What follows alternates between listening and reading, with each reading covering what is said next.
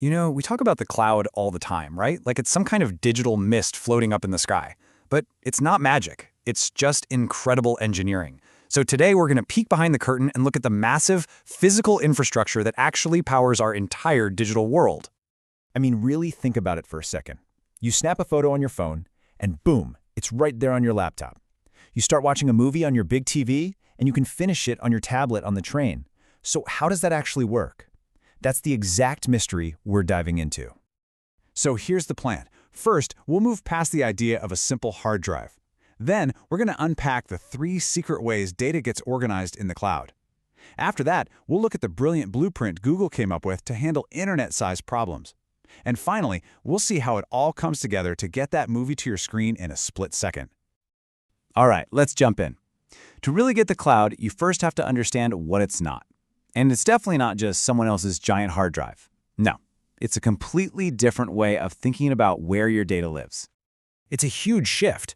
I mean, the old way, your data was basically a prisoner on one machine. If your computer was off or if you were miles away, well, tough luck. Your files were out of reach.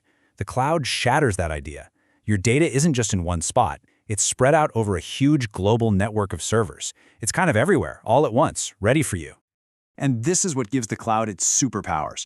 First, there's scalability, which means it can basically grow forever to hold more and more data. Then accessibility. You can get your stuff from anywhere you have an internet connection. But reliability, that is the real game changer. Your data isn't just in one place, it's copied over and over. So if one computer breaks, it doesn't matter. Your files are safe. Okay, so we get it. The data is on a ton of different servers. But how is it organized? Well, it turns out there's no single answer. It's not a one-size-fits-all situation. Depending on what the data is for, the cloud uses one of 3 main strategies. Let's break them down. First up, we've got object storage. The best way to think about this is like a valet service for your data. You don't park your file in a specific folder. Instead, you hand it over as a self-contained object. This little bundle has the data itself, some info about the data, that's the metadata, and a unique ID, which is basically your claim ticket. Anytime you want it back, you just show the ID. This is perfect for big, clunky files you don't change much, like photos, videos, and backups. Next, we have file storage. And this one, well, this is the one you already know. It works exactly like the folders and files on your own computer. You've got a folder with subfolders inside and files inside those. It's super intuitive, easy to navigate, and it's fantastic for things like shared drives at work, where everyone needs to find things in an organized way. And last but not least, there's block storage. This is the race car of the group. Imagine someone hands you a brand new, totally blank hard drive. That's block storage. It gives you raw chunks, or blocks, of storage that a computer can format and control however it wants for pure, unadulterated speed.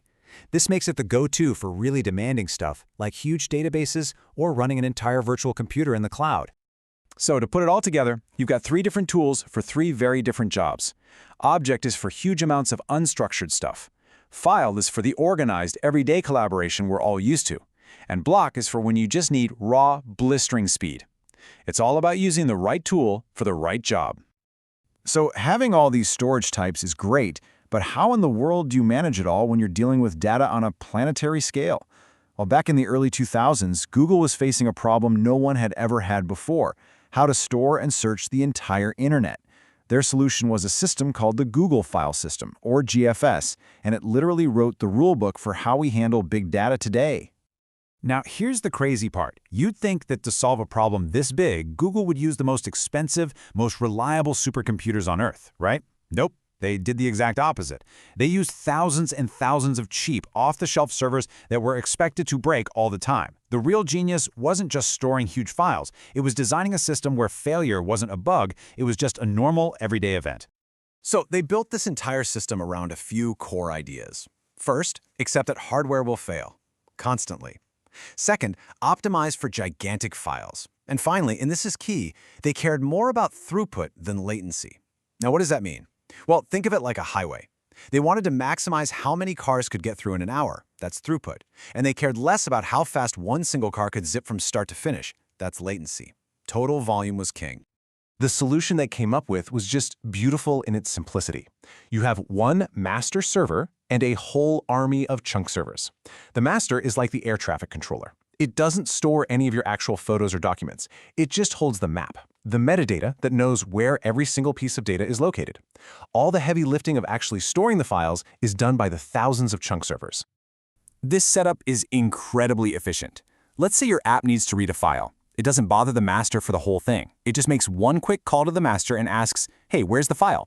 The master hands it a map, and then your app goes and gets the data directly from the chunk servers. This means the master never becomes a bottleneck, because it's only dealing with tiny requests for directions. So what was their secret for handling all those failing computers? It all came down to one simple, powerful number: 3. Every single piece of data, every chunk of every file was copied and stored on at least 3 different machines. So if one server goes up in smoke, no big deal. The system just grabs one of the other copies. It's resilience baked right into the design. Now, Google kept GFS as its own secret sauce, but you can't keep an idea that revolutionary under wraps for long. It inspired an open-source project called the Hadoop Distributed File System, or HDFS. HDFS basically took all the core principles of GFS and made them available for anyone to use. And that's what really kicked off the whole big data revolution. So you can think of it like this. GFS was the original, tailor-made for Google's very specific needs. HDFS is its open-source sibling, built to be a general-purpose tool for the rest of the world to manage absolutely massive datasets. Okay, so a system like HDFS is amazing at storing all the world's data. Problem solved, right? Well, that's only half the battle. Your data might be safely stored, but it could be in a data center on the other side of the planet. So how do you stream a 4K movie from there to your TV without it buffering forever? This is what we call the final mile problem. And the answer is something called a Content Delivery Network, or CDN. It's basically a global network of servers whose only job is to act like a local warehouse for popular internet content. It stores copies of movies, shows, and websites in locations that are physically much closer to you. Here's how the magic works. When you hit play on Netflix, your request doesn't go all the way to a central Netflix server thousands of miles away. Instead, it gets intelligently routed to a local CDN server, maybe one just a few towns over. That server already has a copy of the movie saved, or cached, and ready to go. By dramatically shortening the physical distance the data has to travel, the stream feels absolutely instant. And these CDNs have gotten so much smarter over the years. They started out just handling simple things like images on a website. Then they got really good at streaming video. And today's CDNs are these incredible powerhouses that are fully integrated with the cloud. They not only deliver content at lightning speed, but they also provide critical security, like protecting websites from major attacks. All right, let's wrap this all up. What are the big things to remember? First, the cloud isn't one thing. It's a massive distributed network. Second, it uses different storage methods, object, file, and block, because they're each good at different jobs. Third, brilliant systems like GFS and HDFS were built to manage all this chaos, assuming things will break. And finally, CDNs close that final gap, bringing the data right to your doorstep for that instant experience we all expect. When you think about it, almost everything we do, from our banking to our entertainment, our whole modern world runs on this invisible architecture. It's designed to be incredibly resilient, but it still makes you wonder, what happens when a big piece of it actually does fail? Something to think about. Thanks so much for joining me.